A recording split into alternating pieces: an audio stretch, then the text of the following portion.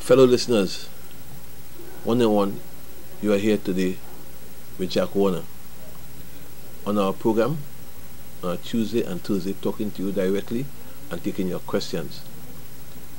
I have several questions on WhatsApp and also on Facebook, which I would not like to answer today, but I crave your indulgence to allow me to postpone it and to do so at least next Tuesday. What happened yesterday in the Parliament has been a great travesty.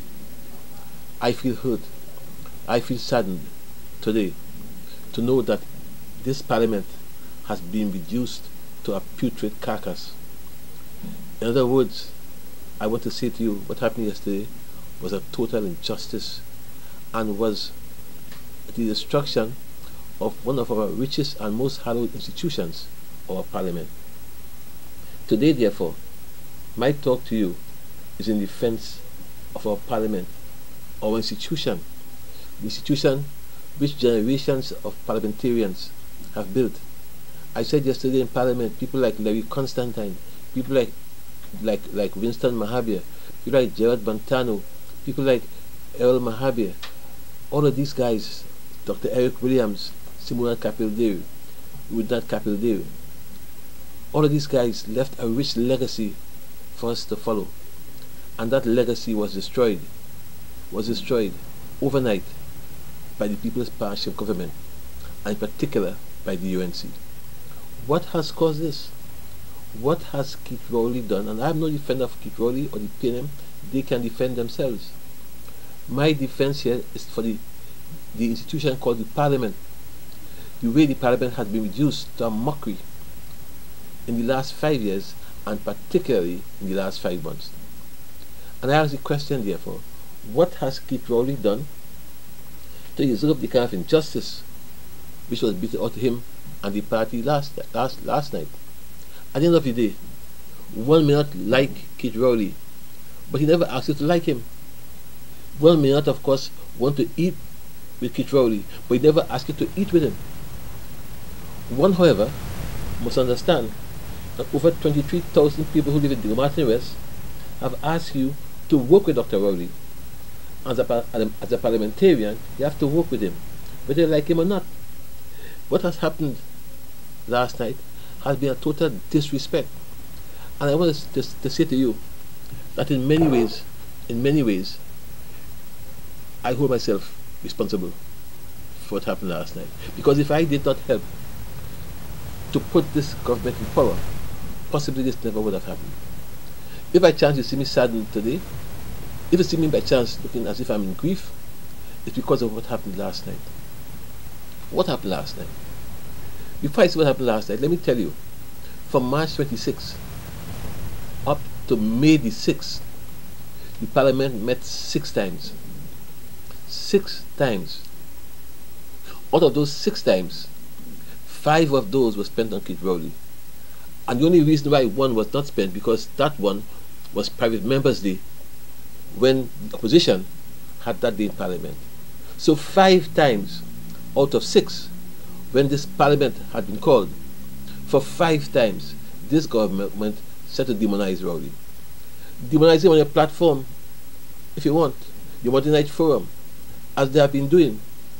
Do him through your bloggers, as they have been doing. Do him in your House to House campaign, or wherever. But you can't use the Parliament to carry out a regimen of hatred that has been unparalleled in this country. What you have done is to polarize this nation as never before between African and Indian. And the amount of anger I'm hearing outside there, I wonder if this wasn't planned, as it were. If it hadn't been planned, I ask myself, if what we perceive to have been a misstep by Vanilla Toppin was not for something planned. The sequence, look at the sequence for yourself, you'll see. These things are flowing in sequence. And the whole aim has been to get rid of Dr. Rowley, and hoping in doing so, you'll get rid of the PNM.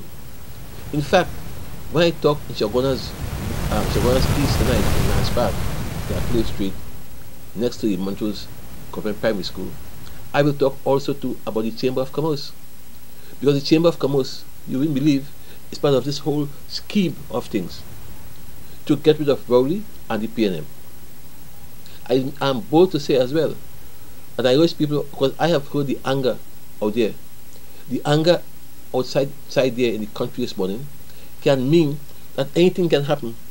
All it needs here right now is a simple spark, to bring this country into a huge conflagration. And then you call a state of emergency, and the government governs indefinitely. That has to be the plan. I can't see any other reason. And if that is the plan, I ask people today not to fall into that trap. Do not do anything that would inflame the passions as they are today. Let members remain cool and calm. 3 weeks or 4 weeks can't kill you, can't kill me, can't kill us. Let us do the best thing we can by using this finger. This finger will save this country and remove a black part of its history, never to be repeated.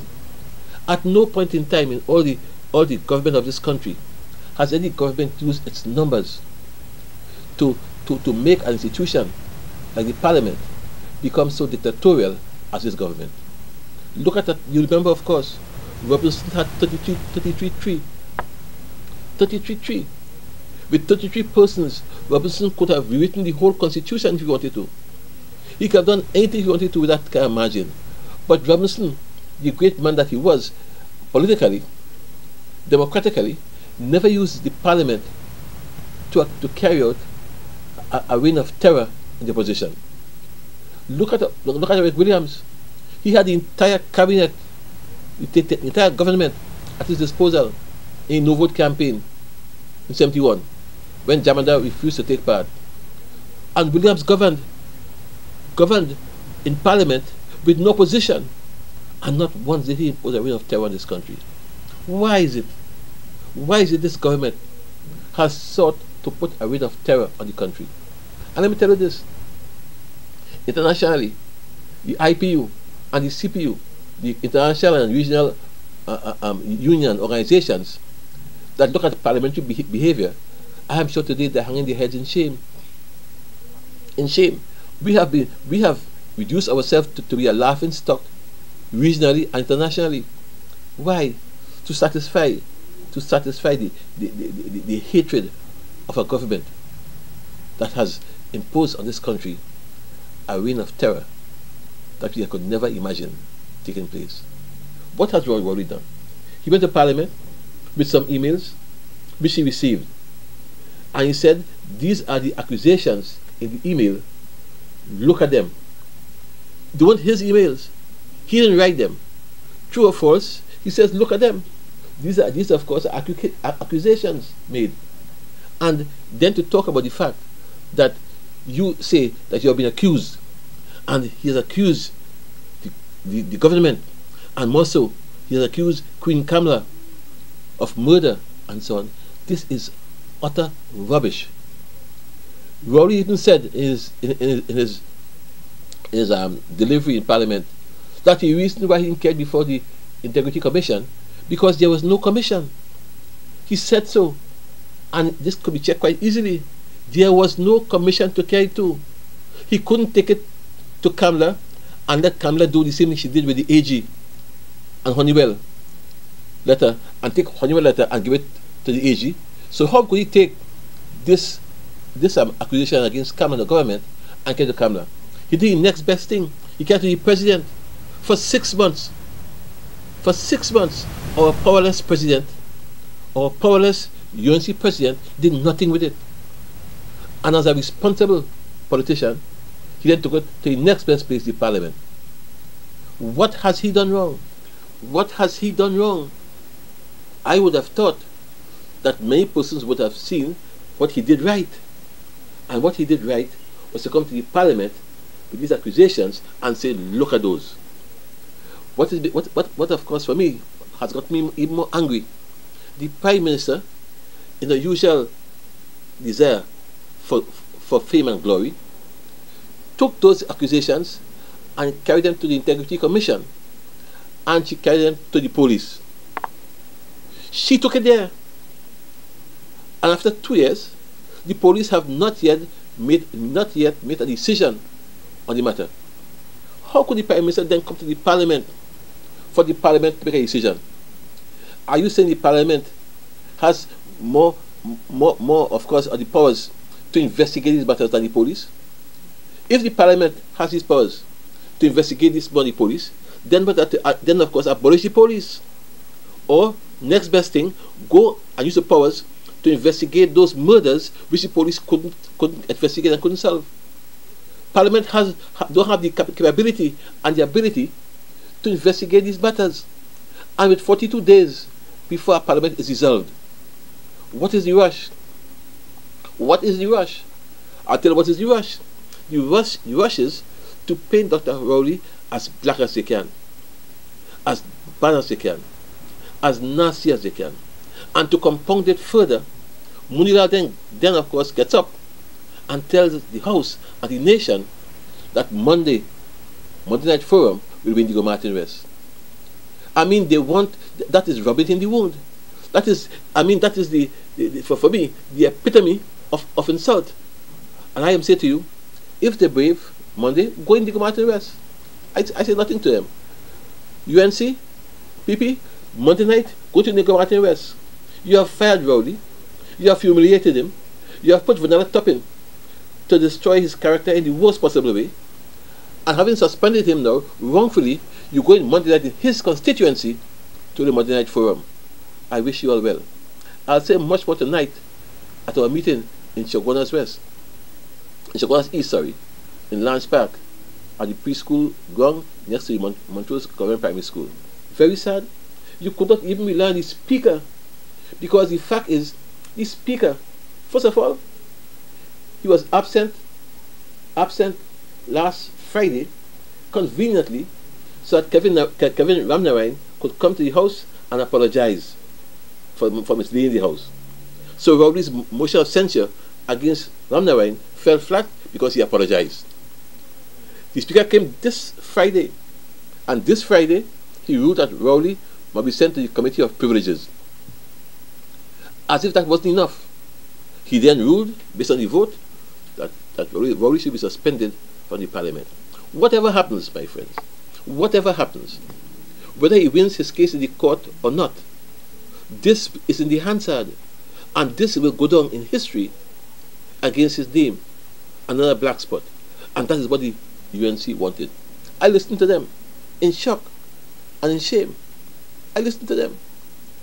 And you know, what's for me is sad also, is the fact that this morning now, in the usual PR, Muiral on TV, Barrett on TV, all of them trying to justify this situation. And they're trying to compare Pandey's suspension and Chandra Sharma's suspension and whoever against suspension as being similar to this one. Total nonsense. Total nonsense. Pandey's suspension and Sharma and others was suspension against their behavior in the House. The House which the Speaker has control over. And their suspension was not by the Speaker, but by the House, because they disrespected the House according to the House regulations. What of course is happening here, this is different. These accusations or these emails in no way disrespected the House. And it's wrong, therefore. It's wrong for them to equate the two.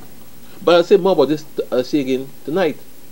Let me tell you again one more time, you can follow me clearly on Warner TV, www.warnertv.net, and also on Twitter and my Facebook.